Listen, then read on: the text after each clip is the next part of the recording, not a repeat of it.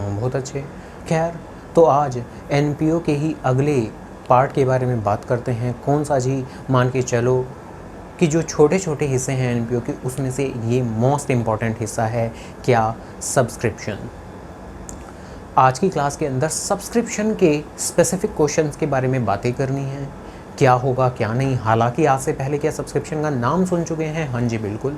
अभी तक हमने फंड बेस्ड अकाउंटिंग, कंज्यूमेबल और रिसिप्ट एंड पेमेंट अकाउंट वाले क्वेश्चन देखे थे पिछले 3 क्लासेस में, जहां हमने सब्सक्रिप्शन का काफ़ी बार नाम सुना और सब्सक्रिप्शन का मीनिंग भी हम जानते हैं कि एक एनपीओ के अंदर जो मेंबर लोग होते हैं, जो मालिक लोग होते हैं, वो पीरियडिकली एक अमाउंट डिपॉजिट करते हैं सब्सक्रिप्शन के तौर पर उस एनपीओ में, कि ठीक है, जिससे कि एनपीओ के रोज़मर्रा के जो काम हैं वो चलते रहें। यानी कि हम कह सकते हैं कि सब्सक्रिप्शन काफ़ी हद तक एक रेगुलर और मेन सोर्स ऑफ इनकम है किसी भी एक एनपीओ का।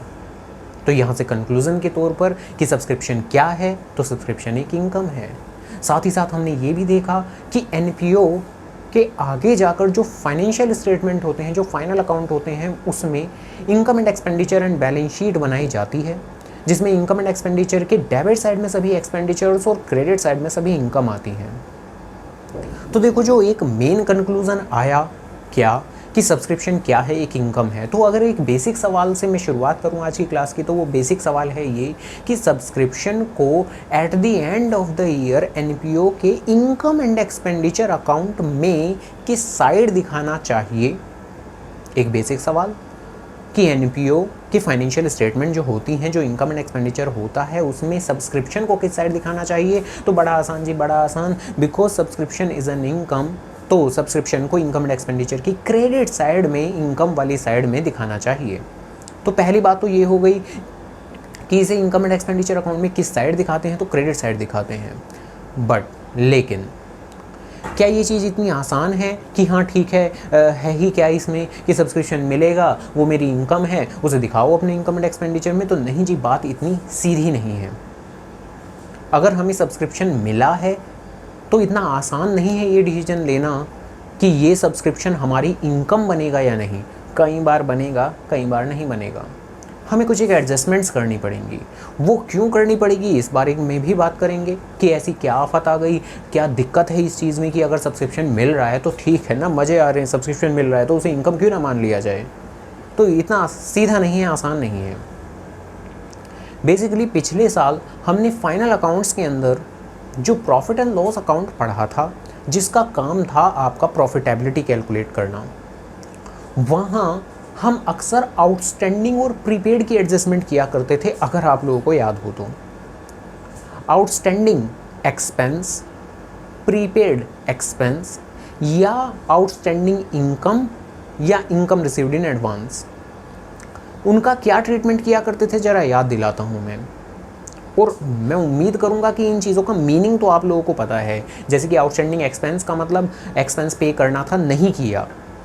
प्रीपेड एक्सपेंस का मतलब एक्स्ट्रा एडवांस में एक्सपेंस पे कर दिया। आउटस्टैंडिंग इनकम का मतलब इनकम आनी थी बट किसी कारण से अभी नहीं आ पाई। इनकम रिसीव्ड इन एडवांस का मतलब काम करने से पहले ही इनकम रिसीव हो गई, तो अभी काम तो नहीं किया आपने, तो एडवांस में इनकम का रिसीव हो जाना। अब इन चीज़ों का क्या ट्रीटमेंट करते थे? देखो, जो हमारी एंटायर अकाउंटिंग वर्क करती है वो करती है एक्रूवल बेसिस पर। हमारे 2 बेसिस होते हैं, क्लास 11th में हमने पढ़ा था, cash basis of accounting and accrual basis of accounting. जो हमारी अकाउंटिंग है, जो हम at the end of the year अपनी प्रॉफिटेबिलिटी कैलकुलेट करते हैं, वो as per accrual basis of accounting calculate करते हैं। एक्रूवल बेसिस ऑफ अकाउंटिंग कहता है कि अगर बाई चांस आपका कोई एक्सपेंस अकर हुआ है, किसी कारण से आप उसे अभी पे नहीं कर पाए, तो भी आपको उसे रिकॉर्ड जरूर करना है, सो दैट आप अपनी बुक्स ऑफ अकाउंट्स में उसके रिगार्डिंगली कोई लायबिलिटी क्रिएट कर पाओ। और अगर आप कोई एक्स्ट्रा खर्चा पे कर चुके हो, तो इसका मतलब ये नहीं कि आप एक्स्ट्रा खर्चा अपनी बुक्स ऑफ अकाउंट्स में एज अ एक्सपेंस दिखा दो, बिल्कुल भी नहीं। माना आपने पे कर दिया है एडवांस में खर्चा, बट एडवांस का मतलब हुआ कि वो इस साल से रिलेटेड नहीं है, वो नेक्स्ट ईयर से रिलेटेड है, सो उसे नेक्स्ट ईयर के ही फाइनेंशियल स्टेटमेंट्स में दिखाया जाना चाहिए एज एन एक्सपेंस। तो कुल मिला के हमने पिछले साल एक कंक्लूजन बनाया था, अगर याद ना हो तो अब मैं उस कंक्लूजन को जरूर अच्छे से याद दिलाता हूँ। आउटस्टैंडिंग को हमेशा हम अपने फाइनल अकाउंट्स में जो एडजस्टमेंट किया करते थे, उसमें हम प्रॉफिट एंड लॉस अकाउंट में आउटस्टैंडिंग की फिगर को हमेशा ऐड किया करते थे। और जो एडवांस वाली फिगर होती थी, चाहे वो एक्सपेंस की हो चाहे इनकम की हो, उन्हें हम एक्सक्लूड कर दिया करते थे, उन्हें हम माइनस कर दिया करते थे। आउटस्टैंडिंग को ऐड करने के पीछे वजह कहीं ना कहीं ये होती थी कि ठीक है भाई, आउटस्टैंडिंग है तो अभी अगर मैं एक्सपेंस की बात करूँ तो पे करना था, नहीं किया तो वो रिकॉर्ड भी नहीं हुआ, तो करो ना रिकॉर्ड, क्योंकि एक्रूवल बेसिस कहता है कि रिकॉर्ड करना है आपको, तो रिकॉर्ड करने के लिए उसे ऐड किया जाता था।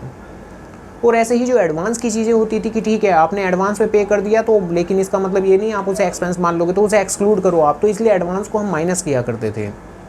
तो जो फाइनल अकाउंट पिछले साल पढ़ा था हमने, आउटस्टैंडिंग और प्रीपेड की बातें पढ़ी थी, जहां हम आउटस्टैंडिंग को ऐड और एडवांस की चीज़ों को माइनस किया करते थे, ऐसी ही कुछ बातें यहाँ होंगी, लेकिन यहाँ होंगे और भी ज़्यादा एक्सपेंडेड वे में। और जो हम जानते हैं कि सब्सक्रिप्शन, अभी थोड़ी देर पहले मैंने बोला कि सब्सक्रिप्शन अल्टीमेटली कहाँ जाता है, तो वो इनकम एंड एक्सपेंडिचर अकाउंट में जाता है। हमने शुरुआत में एक बचकाना सा अकाउंट, काफ़ी ज़्यादा आसान सा account, receipt and payment account पढ़ा था।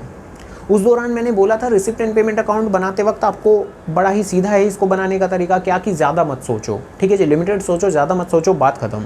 यानी कोई मायने ही नहीं रखती बात, सब्सक्रिप्शन आ रहा है तो रिकॉर्ड करो, बात खत्म। क्योंकि देखो उसका जो पर्पज़ होता है रिसिप्ट एंड पेमेंट अकाउंट का, उसका पर्पज़ सिर्फ और सिर्फ रिकॉर्डिंग ऑफ कैश ट्रांजेक्शंस होता है, कि कैश के इनफ्लो और आउटफ्लो को रिकॉर्ड करेगा, दैट्स इट, बात खत्म। तो इसलिए वहाँ जो रिसिप्ट एंड पेमेंट अकाउंट बनता है, एक इंपॉर्टेंट क्वेश्चन है थ्योरी के लिहाज से, रिसिप्ट एंड पेमेंट अकाउंट जो बनता है वो किस बेसिस पे बनता है, वो तो कैश बेसिस पे बनता है, कि आ रहा है तो रिकॉर्ड करूँगा, जा रहा है तो रिकॉर्ड करूँगा, किस साल से रिलेटेड है कोई मायने नहीं रखता। बट इस बात को ज़रूर अच्छे से याद रखिएगा, क्या बात, जो हम साल के एंड पर एक इनकम एंड एक्सपेंडिचर अकाउंट बनाते हैं, जिसमें हम जानते हैं डेबिट साइड में सभी के सभी एक्सपेंडिचर्स को रिकॉर्ड किया जाता है, क्रेडिट साइड में सभी की सभी इनकम को रिकॉर्ड किया जाता है। क्या ये अकाउंट भी आपके कैश बेसिस पे बनेगा? तो जवाब है ना, ये अकाउंट बिल्कुल भी कैश बेसिस पे नहीं बनेगा, ये अकाउंट बनेगा एक्रूवल बेसिस पर।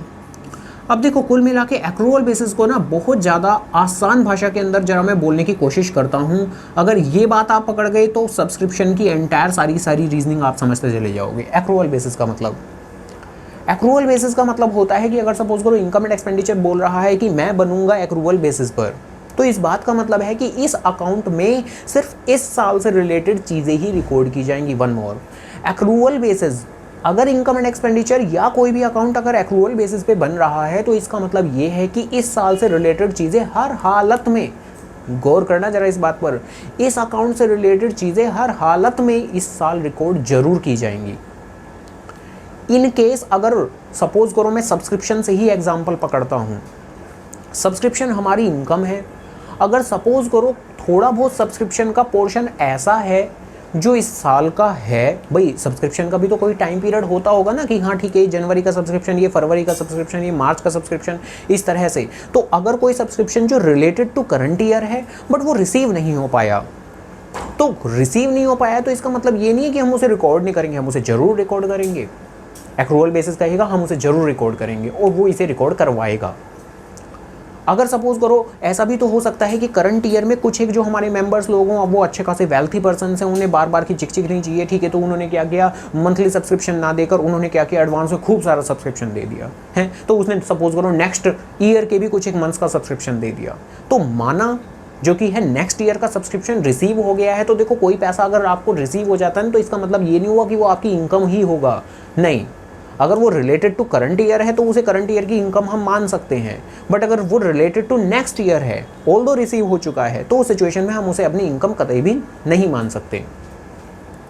ऐसे ही कुछ सब्सक्रिप्शन ऐसा भी हो सकता है, देखो अब यहाँ जो बातें होने वाली है ना, यहाँ बातें होंगी बहुत ज़्यादा एक्सपेंडेड वे की, यानी पिछले साल तो हमने इस तरह से बातें पढ़ी थी कि साल का एंड आते आते कुछ पोर्शन ऐसा बचता है जो आउटस्टैंडिंग होता है, कुछ पोर्शन ऐसा होता है जो एडवांस का होता है, जिसे हम प्रीपेड कहते हैं। बट ज़रा एक चीज़ सोच के देखो भाई, जब जो हमारी जो बिज़नेस है वो तो एक कॉन्टिन्यूइंग नेचर में चलता है, यानी कि एक साल ख़त्म हुआ, दूसरा साल शुरू हुआ, फिर दूसरा साल ख़त्म हुआ, फिर तीसरा साल शुरू हुआ।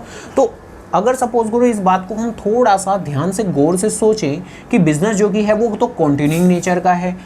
पिछले साल हमने पढ़ा था कि साल के एंड पर हमारे आउटस्टैंडिंग और प्रीपेड के बैलेंसेस निकल के आते हैं, यानी आउटस्टैंडिंग के और एडवांस के बैलेंसेस निकल के आते हैं। तो सपोज करो this is a first year के एंड पर अगर सपोज करो आउटस्टैंडिंग के और एडवांस के कोई बैलेंसेस हैं, तो जब मैं सेकेंड ईयर पे बात करूंगा तो देखो सेकेंड ईयर के तो शुरुआत में यानी कि बिगिनिंग में भी कोई ना कोई बैलेंसेस होंगे ना, और सेकेंड ईयर के एंड पर भी जब मैं अपनी फाइनेंशियल स्टेटमेंट प्रिपेयर करूंगा तो एक बार फिर मेरे आउटस्टैंडिंग और जो कि है एडवांस की बातें होंगी।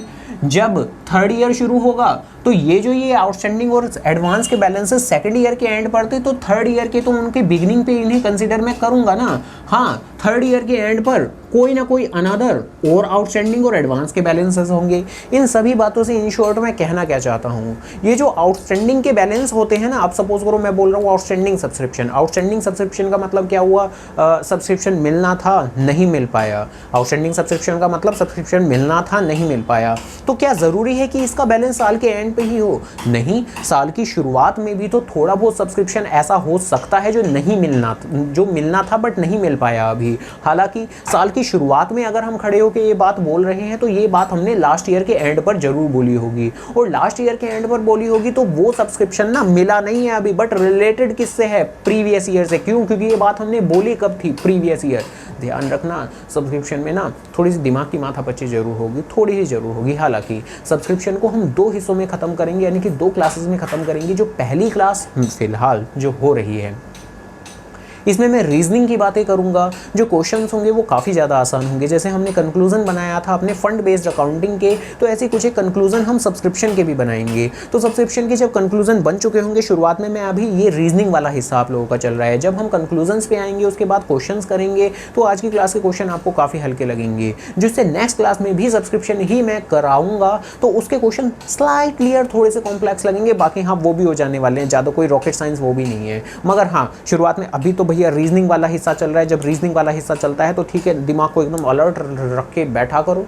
100 में से मान के चलो अगर 40% बात भी समझ में आती है तो मेरा पर्पस कंप्लीट हो जाता है। 100% बात समझ में आ जाए ऐसा तो कम ही है, क्योंकि टॉपिक ज़रा कॉम्प्लेक्स है, तो पहली ही बार में पूरी बात समझ में आ जाए ये तो नामुमकिन सी चीज़ है। आप चीज़ों को रिपीट करते रहो तो चीज़ें आ जाएंगी। भैया जो आसान चीज़ें होती है वो आ जाती है 100% समझ में, जो कॉम्प्लेक्स चीज़ें होती हैं वो एक बार में 100% कैसे आएंगी समझ में, है ना। तो फिर थोड़ा सा पेशेंस रख के बैठना है कि परेशान नहीं होना है, ठीक है जी। 40% कंटेंट भी अगर समझ में आता है तो मान के चलो आप सही ट्रैक पे हो, ठीक है जी। चलो खैर, तो मैं बात कर रहा था कि ये जो आउटस्टैंडिंग और एडवांस के बैलेंसेस होते हैं ये सिर्फ और सिर्फ आपके साल के अंत पर नहीं होते, यानी साल के एंड पर तो होंगे ही होंगे, साल की शुरुआत में भी हो सकते हैं, क्योंकि पिछले साल भी तो हमने कंसिडर की होगी ना ये बात। यानी कि यहाँ से कंक्लूजन हम बनाते हैं कि ये जो आउटस्टैंडिंग और एडवांसेस की फिगर्स होती हैं ये तो दोनों जगह होंगी, साल की शुरुआत में भी और साल के एंड पर भी। अब जरा आराम से, जितना सब्सक्रिप्शन रिसीव होता है, अब आते हैं मेन कंक्लूजन्स पर धीरे धीरे। जितना सब्सक्रिप्शन रिसीव होता है, सब्सक्रिप्शन क्या है? सब्सक्रिप्शन हमारी इनकम है। सब्सक्रिप्शन हमारी इनकम है तो इनकम एंड एक्सपेंडिचर अकाउंट में किस साइड जाएगी? इनकम एंड एक्सपेंडिचर अकाउंट में क्रेडिट साइड में जाएगी। बट क्या जितना भी सब्सक्रिप्शन मिलता है हमें, subscription receive during the year, जितना भी हमें सब्सक्रिप्शन रिसीव होता है, क्या हम उस पूरे को ही अपनी इनकम मान लेंगे? तो जवाब है ना, बिल्कुल भी नहीं। यानी क्या हम पूरी की पूरी अमाउंट को अपनी इनकम एंड एक्सपेंडिचर की क्रेडिट साइड में हम अपना दिखाएंगे? तो जवाब है ना, नहीं, बिल्कुल भी नहीं। तो फिर कितनी अमाउंट हम दिखाएंगे? तो एक बार फिर इसके लिए हम बनाते हैं एक छोटी सी टेबल। क्या बनाते हैं जी? एक छोटी सी टेबल। इस टेबल का जो फाइनल आंसर आएगा, इस टेबल के अंदर कुछ कुछ चीज़ें ऐड होंगी, कुछ कुछ चीज़ें लेस होंगी, कुछ कुछ चीज़ें ऐड होंगी, कुछ कुछ चीज़ें लेस होंगी, और इन सभी चीज़ों का ही रीज़न है आपका। और रीज़न पता है क्या है? रीज़न है आपका accrual basis of accounting. Accrual basis of accounting का क्या मतलब होता है? सिर्फ करंट ईयर की रिलेटेड चीज़ों को ही रिकॉर्ड करना है। जो चीज़ें करंट ईयर की नहीं है उन्हें रिकॉर्ड मत करो, उन्हें एक्सक्लूड कर दो, उन्हें फेंक दो। तो कुल मिला के हम एक छोटी सी टेबल बनाएंगे। इस टेबल से पता लगेगा, गौर करना जरा, इस टेबल से पता लगेगा कि कितनी अमाउंट हमें इनकम एंड एक्सपेंडिचर अकाउंट के अंदर क्रेडिट करनी है। यानी इस टेबल से हमें क्या पता लगेगा? Amount to be credited in income and expenditure account. तो जैसे कि कंज्यूमेबल के अंदर बनाते थे ना हम अपनी एक टेबल, वहाँ तो हालांकि कंज्यूमेबल तो एक एक्सपेंस होता था, तो वहाँ तो हम लिखते थे amount to be debited in income and expenditure, but subscription तो एक इनकम है। अब कितनी अमाउंट मुझे इनकम एंड एक्सपेंडिचर के क्रेडिट साइड में दिखानी है, उसके लिए हम बनाएंगे टेबल, और उस टेबल की हेडिंग होगी amount to be credited in income and expenditure account. ये जो इनकम एंड एक्सपेंडिचर है ये बनता है एक्रूवल बेसिस पर। तो डन, ठीक है, शुरुआत होगी जितना subscription during the year receive हुआ उसमें जरा थोड़ी सी चीज़ें इंक्लूड करो, थोड़ी सी चीज़ें एक्सक्लूड करो। अब देखो कौन कौन सी चीज़ें एक्सक्लूड करो, वन बाय वन बातें करते हैं। सबसे पहली चीज़ आउटस्टैंडिंग एट द बिगनिंग, यानी टोटल कुल मिला के कितनी चीज़ें होने वाली हैं, 4 चीज़ें होने वाली हैं, 4 चीज़ें। आउटस्टैंडिंग बिगनिंग का होगा, आउटस्टैंडिंग एंड का होगा, जो एडवांस सब्सक्रिप्शन वो भी बिगनिंग का होगा और वो भी एंड का भी होगा। ये टोटल 4 चीज़ें हैं, ये 4 चीज़ें यहाँ पर एड लेस होंगी। अब कौन सी चीज़ क्या होगी रीज़न के साथ में फिलहाल बात कर रहा हूँ और बाद में कंक्लूजन के तौर पर आप माइंड में रिटेन करके रखोगे। खैर, आउटस्टैंडिंग एट द बिगनिंग, जरा आराम से बात को समझना भाई। साल की शुरुआत में खड़े होके हम कह रहे हैं कि सब्सक्रिप्शन मिलना था नहीं मिला, मिलना था नहीं मिला। आउटस्टैंडिंग सब्सक्रिप्शन का यही मतलब होता है। अब जरा आराम से जरा सोच के देखो, सब्सक्रिप्शन मिलना था नहीं मिला, कौन से साल का है अभी तो, क्योंकि आउटस्टैंडिंग एट द बिगनिंग की मैं बात कर रहा हूँ तो अभी तो ये साल शुरू भी नहीं हुआ। तो क्या ये जो सब्सक्रिप्शन के बारे में हम बातें कर रहे हैं कि हाँ भाई सब्सक्रिप्शन मिलना था नहीं मिला, क्या ये करंट ईयर से रिलेटेड होगा? नहीं, ये तो प्रीवियस ईयर से रिलेटेड होगा। पिछले साल जब हम अपने फाइनल अकाउंट बना रहे होंगे तब हमने थोड़ा बहुत एनालाइज किया होगा कि ठीक है कुछ सब्सक्रिप्शन का पोर्शन तो ऐसा है जो मिलना था बट अभी तक नहीं मिल पाया। तो साल की शुरुआत में खड़े होके जब हम बोल रहे हैं, क्या बोल रहे हैं कि ठीक है ये आउटस्टैंडिंग है, तो डेफिनेटली अभी नया साल यानी हमारा करंट ईयर जो कि है वो तो शुरू हुआ नहीं है, तो डेफिनेटली ये जो ये सब्सक्रिप्शन होगा जो हम बोल रहे हैं कि अभी आउटस्टैंडिंग है, डेफिनेटली हमारे प्रीवियस ईयर से रिलेटेड होगा। और मान के चलो पूरी संभावनाएं हैं इस चीज़ की, क्या कि ठीक है ये सब्सक्रिप्शन जो भी होगा ये ड्यूरिंग द ईयर रिसीव हो जाएगा। तो सपोज़ करो अगर मैं एक छोटी सी टाइमलाइन बनाता हूँ, ठीक है जी, साल की शुरुआत में अगर मैं आउटस्टैंडिंग कोई फिगर बोल रहा हूँ तो देखो डेफिनेटली ये जो आउटस्टैंडिंग फिगर होगी ये हमारे करंट ईयर से रिलेटेड नहीं होगी, यानी वो जो सब्सक्रिप्शन होगा वो रिलेटेड टू प्रीवियस ईयर होगा, यानी किस साल से रिलेटेड होगा तो प्रीवियस ईयर से रिलेटेड होगा। हाँ, डेफिनेटली ये जो ये सब्सक्रिप्शन है ये रिसीव कब किया जाएगा, तो पूरी उम्मीद है कि ये नेक्स्ट ईयर रिसीव किया जाएगा। अब नेक्स्ट ईयर रिसीव किया जाएगा तो ये नेक्स्ट ईयर की अमाउंट रिसीव्ड के अंदर जाकर इंक्लूड हो जाएगा। So as per the accrual basis we have to exclude it. क्यों? क्योंकि ये मेरी करंट ईयर आइटम नहीं है। यानी अगर कोई ऐसा पोर्शन मेरा सब्सक्रिप्शन का हो जो मेरा रिलेटेड टू प्रीवियस ईयर हो, प्रीवियस ईयर कुछ सब्सक्रिप्शन मिला नहीं होगा, मिल नहीं पाया होगा, आउटस्टैंडिंग होगा, तो वो हमें मिल गया होगा, तो we have to exclude that. तो इसलिए ही जो आउटस्टैंडिंग एट द बिगनिंग होगा यानी कि साल की शुरुआत में आपका आउटस्टैंडिंग होगा सब्सक्रिप्शन, उसे हम एक्सक्लूड कर देते हैं इस उम्मीद में कि वो मोस्ट प्रोबेबली आपका रिसीव हो गया होगा during the year, but we have to exclude it. क्यों? क्योंकि हम कर रहे हैं एक्रूवल बेसिस के हिसाब से अकाउंटिंग। और देखो ये तो कोई नहीं सोचेगा बिल्कुल भी कि अगर ना रिसीव हुआ तो है, क्योंकि आमतौर पर रिसीव हो ही जाएगा, पूरी संभावना है रिसीव हो जाएगा, ठीक है जी। और अगर नहीं भी रिसीव हुआ तो उस चीज़ का भी इलाज है, वो बाद में बात करेंगे कि उस सिचुएशन में फिर क्या होगा। खैर, तो ये तो बात हुई हमारी आउटस्टैंडिंग एट द बिगनिंग की। इसके अलावा अब बात करता हूँ साल की शुरुआत में मेरा आउटस्टैंडिंग के साथ साथ एडवांस भी तो होगा। अब देखो एडवांस शब्द का मतलब क्या होता है? एडवांस का मतलब होता है पैसा पहले रिसीव हो जाना, समय से पहले रिसीव हो जाना, यानी काम बाद में होगा, पहले पैसा रिसीव हो जाएगा, यानी टाइम से पहले रिसीव हो जाना। यानी अब जरा आराम से साल की शुरुआत में खड़ा होकर अगर मैं किसी पैसे को कह रहा हूँ कि ये एडवांस की मनी है, तो वो पैसा किस साल से रिलेटेड होगा? वो आगे भविष्य से रिलेटेड होगा या वो पास्ट से रिलेटेड होगा, यानी प्रीवियस ईयर से रिलेटेड होगा? तो जरा आराम से सोच के देखो, पिछले साल के एंड पर यानी करंट ईयर की बिगनिंग पे खड़े होके सपोज करो मेरे पास में 10,000 का एडवांस है, तो मैं बोल रहा हूँ 10,000 रुपये एडवांस में रिसीव हो गए। एडवांस में रिसीव हो गए यानी कि this 10,000 rupees related to the next year, this 10,000 rupees related to the future. तो कुल मिला के अगर सपोज करो मैं कुछ बोलूँ कि साल की शुरुआत में अगर मैं कोई एडवांस की बातें कर रहा हूँ तो वो एडवांस किस साल से रिलेटेड होगा? तो वो एडवांस मेरे करंट ईयर से रिलेटेड होगा।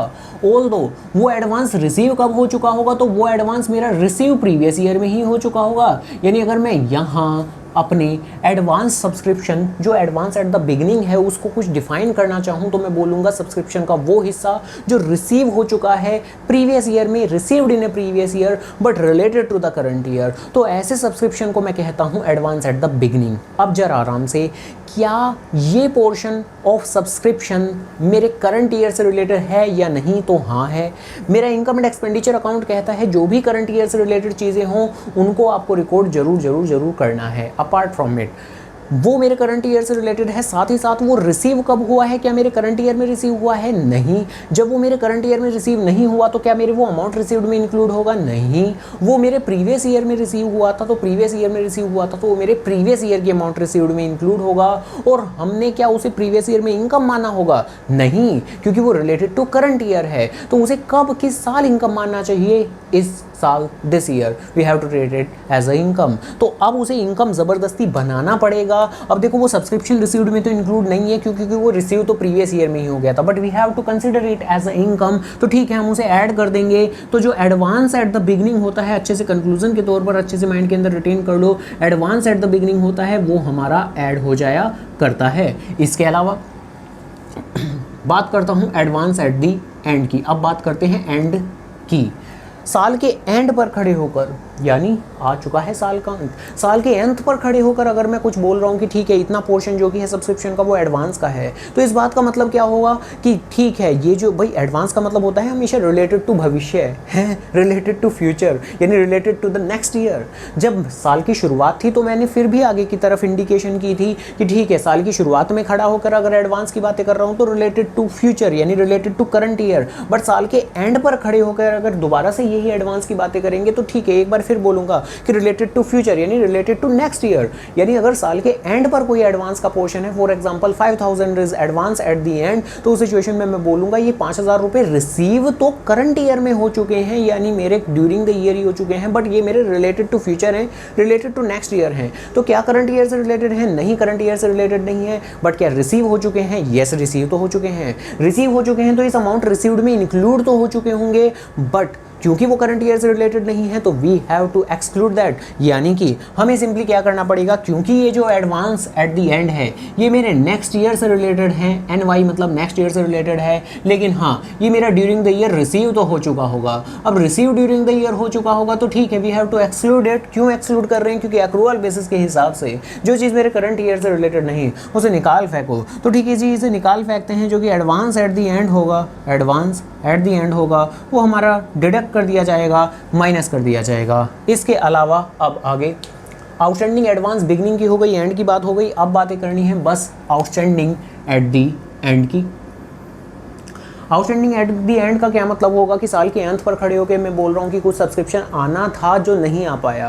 अब कुछ सब्सक्रिप्शन आना था नहीं आ पाया तो ड्यूरिंग द ईयर का सब्सक्रिप्शन होगा जो आना था नहीं आ पाया होगा, यानी रिलेटेड टू करंट ईयर का सब्सक्रिप्शन होगा जो आना था नहीं आ पाया होगा। आया नहीं है बट है तो करंट ईयर का, आया नहीं है बट है तो करंट ईयर का। आया ही नहीं है तो क्या सब्सक्रिप्शन रिसीव्ड में इंक्लूड होगा? नहीं, इंक्लूड तो नहीं होगा। बट क्या करंट ईयर से रिलेटेड है? हाँ, करंट ईयर से रिलेटेड है। तो डन, ठीक है जी, ओके। उसे अपनी इनकम बनाओ। क्या वो सब्सक्रिप्शन रिसीव्ड में इंक्लूड होगा? नहीं, बट उसे ज़बरदस्ती इंक्लूड करो। यानी क्या वो मेरे करंट ईयर से रिलेटेड है? येस, वो मेरे करंट ईयर से रिलेटेड है। बट क्या वो रिसीव हो चुका है? नहीं, रिसीव तो हुआ ही नहीं है, वो अभी तक रिसीव नहीं हुआ है, तभी तो हम उसे बोल रहे हैं कि वो आउटस्टैंडिंग है, रिसीव नहीं हुआ है। Most probably next year receive होगा वो, ठीक है जी, वो कह सकते हैं हम ये वाली बात। तो we have to add it, यानी कि माना वो सब्सक्रिप्शन रिसीव्ड में ऐड नहीं है, ठीक है जी, बट हाँ उसको हमें अपनी इनकम बनाना पड़ेगा। गड़बड़ हो गई, हाँ जी, हाँ जी, उसे हमें अपनी इनकम बनाना पड़ेगा। तो in order to make it income हमें उसे ऐड करना पड़ेगा। तो जैसा कि मैं कह रहा था कि फाइनली हम अपने कंक्लूजन्स बना लेंगे। काफ़ी सारे रीजनिंग की बातें मैंने कर ली हैं, ठीक है जी, खूब लंबी चौड़ी बातें थी। और फिर से रिपीट करता हूँ, अगर 100 में से 40% कंटेंट भी रीजनिंग का समझ में आता है तो वो अपने आप में काफ़ी हो जाएगा आपका। बाकी मेन बातें तो आती हैं जो क्वेश्चन करने के लिए हेल्प करेंगी चीज़ें, वो करेंगे आपके कंक्लूजन्स। आपको ये टेबल बनानी आती है, टेबल में क्या ऐड होगा क्या लेस होगा, तो अच्छे से अपने माइंड के अंदर रिटेन कर लीजिए। जो आउटस्टैंडिंग एट द एंड होगा वो आपका ऐड किया जाएगा, जो आउटस्टैंडिंग एट द बिगनिंग होगा वो जस्ट अपोजिट माइनस किया जाएगा। एडवांस एट द एंड यानी एडवांस के केस में सिंपली कह सकते हैं कि उल्टा होने वाला है, एंड का माइनस होगा और बिगनिंग का ऐड होगा। तो अगर आप ये कंक्लूजन्स भी अपने माइंड के अंदर रिटेन कर लेते हैं तो ठीक है, अपने आप में काफ़ी हो जाएगा। क्वेश्चन आप बड़े ही आराम से कर जाने वाले हो। टोटल कुल मिला के अगर बात करें ये क्वेश्चन करने के लिए, कोई क्वेश्चन करने के लिए कितनी अमाउंट क्रेडिट करनी है इनकम एंड एक्सपेंडिचर अकाउंट के अंदर, तो ये क्वेश्चन करने के लिए हमें टोटल कितनी अमाउंट चाहिए, तो हमें चाहिए subscription receive during the year, advance beginning का, एडवांस एंड का, आउटस्टैंडिंग एंड का, आउटस्टैंडिंग बिगनिंग का, यानी टोटल कुल मिला के मुझे 5 फिगर चाहिए। अगर मुझे ये 5 फिगर मिल गई तो ठीक है, बाकी मुझे कुछ और नहीं चाहिए, मैं बाकी चीज़ों को इग्नोर करूँगा। ध्यान रखना इस बात को, बाकी चीज़ों को इग्नोर करूँगा। खैर, इसके अलावा एक और एडिशनल बात, हमने क्लास 11th के अंदर पढ़ा था आउटस्टैंडिंग एक्सपेंस तो मेरा क्या होता है मतलब एसेट लायबिलिटी एक्सपेंस या इनकम क्या होता है, तो वो मेरी लायबिलिटी होती है आउटस्टैंडिंग एक्सपेंस। बट ये आउटस्टैंडिंग सब्सक्रिप्शन क्या होगा, ध्यान रखना, subscription is your income. Outstanding income, outstanding subscription, इसका नेचर क्या होगा, एसेट्स या लायबिलिटी। तो इनकम आनी थी, नहीं आई तो भविष्य में आएगी, भविष्य में आएगी तो फ्यूचर में आएगी, तो फ्यूचर बेनिफिट है तो this is your future benefit, so this is your asset. तो कुल मिला के आउटस्टैंडिंग सब्सक्रिप्शन के बारे में अगर मैं कोई बात बोलूँ कि इसका नेचर क्या है, तो इसका नेचर होता है आपका एसेट। तो आउटस्टैंडिंग सब्सक्रिप्शन ये आपका एसेट होगा। और ऐसे ही सब्सक्रिप्शन रिसीव्ड इन एडवांस को आप ट्रीट कर सकते हो income received in advance. Class 11 से पढ़ते आते हैं हम, अगर इनकम एडवांस में रिसीव हो जाती है तो वो हमारे लिए बोझ की तरह वर्क करती है एक तरह से। तो कुल मिला के एडवांस सब्सक्रिप्शन वो हमारी लायबिलिटी होती है। अब क्योंकि एसेट्स और लायबिलिटी कुल मिला के हमारे बैलेंस शीट आइटम होते हैं, तो देखो इनकी वैल्यूएशन होती है एज ऑन। हमारी इस दुनिया के अंदर 2 चीज़ें होती हैं, एक होता है मेरा जो एज ऑन मेजरमेंट होता है, एक होता है हमारा जो एक पीरियड की मेजरमेंट होता है जिसे कि हम फॉर द ईयर से रिप्रेजेंट करते हैं। अब आम तौर पर इस क्वेश्चंस के अंदर आपको ये आउटस्टैंडिंग और एडवांस की फिगर ढूंढनी होती है, ये आपको एज ऑन ढूंढनी होती है। आपको एज ऑन मिल जाती हैं तो बात खत्म हो जाती है आपकी। ये मैं क्या बोले जा रहा हूँ अभी बात समझ में आ जाएगी बड़े आराम से जब हम क्वेश्चन करेंगे। खैर, मुद्दे की बात, हमें तो ये पाँच फिगर चाहिए, 5 फिगर मिल जाएंगी। हम उन 5 फिगर को इन डेटा के अंदर पुट करेंगे, इस टेबल के अंदर पुट करेंगे, हमारा आंसर निकल के आ जाएगा, बात हमारी ख़त्म हो जाएगी। तो खैर चलो टाइम बर्बाद ना करते हुए आओ जरा क्वेश्चन की ही शुरुआत करते हैं। खैर, तो सबसे पहले हाँ जी, उल्टा शुरू करते हैं। कहाँ से शुरू करते हैं? क्वेश्चन नंबर 18 से शुरू करते हैं। क्वेश्चन नंबर 18 कह रहे हैं, how are the following items of subscription shown in income and expenditure account. कैसे इन आइटम्स को इनकम एंड एक्सपेंडिचर अकाउंट के अंदर दिखाया जाएगा। तो ठीक है, इन्होंने बोला है इनकम एंड एक्सपेंडिचर अकाउंट के अंदर कैसा दिखाया जाएगा और बैलेंस शीट में कैसे दिखाया जाएगा ये भी मांगा हुआ है। ठीक है, ओके, कोई दिक्कत की बात नहीं है, इतना मैंने बोल दिया। आउटस्टैंडिंग सब्सक्रिप्शन आपका एसेट है और सब्सक्रिप्शन रिसीव्ड इन एडवांस आपकी लायबिलिटी है। इन बातों को ध्यान में रखना है। तो देखो जी, आपको सबसे पहले क्वेश्चन के अंदर क्या चाहिए, टोटल आपको 5 चीज़ें चाहिए, receive during the year, advance beginning and और आउटस्टैंडिंग बिगनिंग एंड। क्वेश्चन के अंदर आपको दिया भी हुआ है subscription receive during the year 3,58,500 आपको रिसीव ड्यूरिंग द ईयर दिया हुआ है। तो डन, ठीक है, आप रिसीव ड्यूरिंग द ईयर यहाँ पे पुट कर दोगे। लो जी लो, मैं कर ही देता हूँ, हैं। चलो कोई क्वेश्चन तो कर दूँ, है ना। मास्टर नालायक है, कुछ करता ही नहीं है। चलो कुछ तो मैं कर देता हूँ, हैं। तो सबसे पहले हम अपनी ये टेबल बनाएंगे। 3,58,500 यही है ना फिगर, एक बार ज़रा चेक कर लें। 3,58,500, हाँ जी। उसके बाद में जो सब्सक्रिप्शन आउटस्टैंडिंग 31 मार्च 2018 का दिया हुआ है, साथ में एक डेटा 31 मार्च 2019 का है। तो देखो, जो मार्च 2019 का हुआ वो हमारा क्लोजिंग का डेटा हुआ, जो मार्च 2018 का है वो आपका ओपनिंग का डेटा है। तो ये आउटस्टैंडिंग सब्सक्रिप्शन जो मार्च 18 का है 30,000, तो ठीक है, वो आपका हुआ बिगनिंग का। और बिगनिंग वाले आउटस्टैंडिंग को तो हम लेस करते हैं, तो ठीक है, हम लेस कर देंगे, यानी कि ब्रैकेट लगा दिया मैंने लेस की रिप्रेजेंटेशन के लिए। एडवांस का सब्सक्रिप्शन बिगनिंग का है 22,500 और हम जानते हैं कि एडवांस जो बिगनिंग का होता है उसे तो हम ऐड करते हैं। तो लो जी लो, इसे ऐड करके हम यहाँ पर इस तरह से दिखा देंगे। Subscription received in advance and का दिया हुआ है 13,500, तो ठीक है, 13,500 को हम माइनस करके दिखा देंगे। इसके अलावा आउटस्टैंडिंग सब्सक्रिप्शन मुझे मार्च 2019 का भी मिल गया 37,500, तो लो मैंने दिखा दिया। अब देखो, जब कहीं भी आपको मिल जाती है ना सारी फिगर हैं, 1 2 3 4 5 फिगर मिल गई तो बस बात खत्म हो गई आपकी। जो भी आपका एक्स्ट्रा कंपोनेंट रहेगा, इधर उधर का एक्स्ट्रा कंपोनेंट रहेगा, तो उसे करोगे आप इग्नोर पूरी तरीके से। यानी जैसे कि इस क्वेश्चन के अंदर भी जो एक्स्ट्रा ब्रैक बाद में आखिरी में लाइन लिखी हुई है कि इंक्लूडिंग अमाउंट 12,500 वगैरह वगैरह वगैरह, तो ये 5 फिगर आपको चाहिए। 5 फिगर आपको 1 से एक बार मिल जाती हैं तो बस बाकी की चीज़ों को आपको कुछ भी नहीं करना होता, ठीक है। तो बाकी की चीज़ों को आपको इग्नोर करना होता है। कौन सी 5 चीज़ें चाहिए?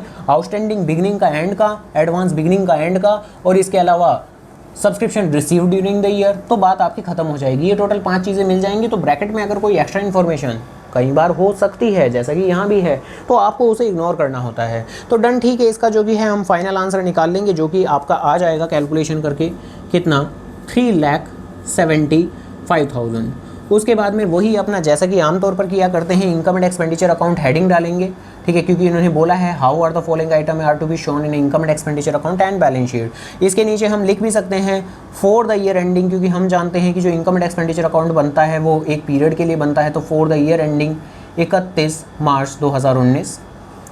इधर की साइड आपकी एक्सपेंडिचर की साइड है, इधर की साइड आपकी इनकम की साइड है, और हम जानते हैं कि जो सब्सक्रिप्शन है वो एक इनकम ही होती है। तो ठीक है, ये मेरा एक वर्किंग नोट का हिस्सा था। यहाँ पर मैं रेफरिंग के लिए WN लिख देता हूँ, यानी वर्किंग नोट। और मेरी अमाउंट कितनी आएगी, ये वाली, ये वर्किंग नोट था ही इस चीज़ के लिए कि कितनी अमाउंट हमें इनकम एंड एक्सपेंडिचर अकाउंट के क्रेडिट साइड में दिखानी है। ये जो ये अमाउंट थी, ये है थी ही इस चीज़ के लिए। तो डन, ठीक है। इसके क्रेडिट साइड में हम अपना दिखा देंगे यही वाली अमाउंट 3,75,000। बात हमारी खत्म हो गई। और बाद में बैलेंस शीट भी बनाने के लिए कह रहे हैं, ठीक है जी, मैं शॉर्ट फॉर्म में BS लिख रहा हूँ, ठीक है जी। खैर, तो बैलेंस शीट भी हम बना के दिखा देंगे, कोई भी समस्या नहीं आने वाली। तो एज ऑन एक बनाएंगे ओपनिंग की 31 मार्च 2018, और एक बना देंगे हम अपनी बैलेंस शीट क्लोजिंग की, ठीक है जी, एज ऑन 31 मार्च 2019। बस छोटा सा डेटा यही करके दिखाना है। हम जानते हैं इधर मेरे एसेट्स आते हैं और इधर मेरी लायबिलिटी आते हैं, और हम जानते हैं कि आउटस्टैंडिंग सब्सक्रिप्शन मेरा एसेट्स है और सब्सक्रिप्शन रिसीव्ड इन एडवांस मेरी लायबिलिटी है। तो सब्सक्रिप्शन रिसीव्ड इन एडवांस, जो ओपनिंग का डेटा है, कितना कितना है ओपनिंग का डेटा आपको दिया हुआ है, यहाँ से भी मैं देख सकता हूँ, ठीक है जी। आउटस्टैंडिंग सब्सक्रिप्शन बिगनिंग का 30,000 है, तो ठीक है, इसे यहाँ मैंने दिखा दिया 30,000। और जो बिगनिंग का एडवांस है वो मेरा 22,500, तो लो मैंने यहाँ पर दिखा दिया, बात हमारी खत्म हो गई। इसके अलावा ऐसे ही हम यहाँ पर दिखा देंगे आउटस्टैंडिंग सब्सक्रिप्शन मेरी एसेट साइड में आ जाएगा। क्लोजिंग का कितना है, 37,500, तो लो जी लो मैंने दिखा दिया। इसके अलावा एडवांस एट द एंड कितना है, 13,500, ये है मेरा एडवांस सब्सक्रिप्शन, तो लो मैंने इसे लायबिलिटी साइड के अंदर दिखा दिया। तो बस इस तरह से आपको रिप्रेजेंटेशन देनी थी, बात खत्म। अब देखो, अगर सपोज करो क्वेश्चन के अंदर बोला जाएगा कि how are the following items are to be dealt in income and expenditure account और वगैरह वगैरह, तो ठीक है, आपको पूरी की पूरी चीज़ बना के दिखानी पड़ेगी। अगर सिर्फ और सिर्फ इतना ही बोला है कि calculate the amount to be shown in income and expenditure account, अगर किसी क्वेश्चन की रिक्वायरमेंट ये होगी, तो उस सिचुएशन में हम पूरा का पूरा तामझाम करके नहीं दिखाएंगे बिल्कुल भी। उस सिचुएशन में क्या करेंगे, बस सिर्फ और सिर्फ अपना ये जो टेबल है, ये टेबल बना के दिखा देंगे और बात हमारी ख़त्म हो जाएगी। तो उस सिचुएशन में ये करना है हमें। खैर, तो जैसे कि क्वेश्चन नंबर जो 16 है वो आप करोगे, ठीक है जी। फटाफट से बहुत ज़्यादा तेज़ी के साथ में बोल देता हूँ मैं सारी की सारी चीज़ें, ठीक है जी। ध्यान से सुनना, ध्यान लगा कर, और मैं तो कहूँगा पहले वीडियो को पॉज करके 2 मिनट के लिए अपनी कॉपी के अंदर ये कंक्लूजन्स नोट कर लो और थोड़ा सा अपने माइंड के अंदर रिटेन कर लो। फटाक से बोल देता हूँ सारी की सारी चीज़ें।